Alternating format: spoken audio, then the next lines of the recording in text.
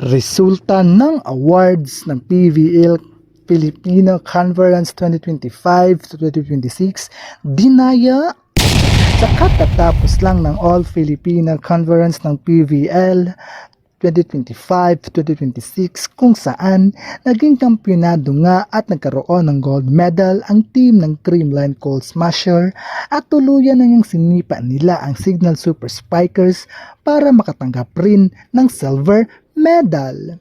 Heto nga at sa sobrang usap-usapan ng issue, ang katatapos lang na conference patungkol sa mga individual awards na naturang mga player. Si Vanny Gandler ang hinirang na MVP, Most Valuable Player na galing pa sa Signal at si Pons naman sa Cold Smashers ang tinanghal na Final MVP.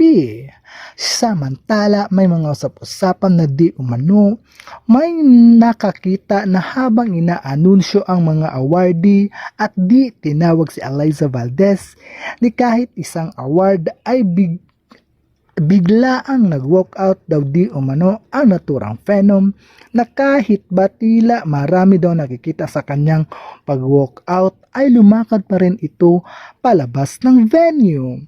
Dagdag ng usap-usapan ay tama lang daw ang ginawa ni Eliza Valdez dahil nga karapat-dapat naman talaga siyang hirangin na MVP dahil nga sa sobrang galing at all-around player pa, mapadepensa at opensa ay maaasahan talaga ang Phenom at napakaliksi pa niyang player.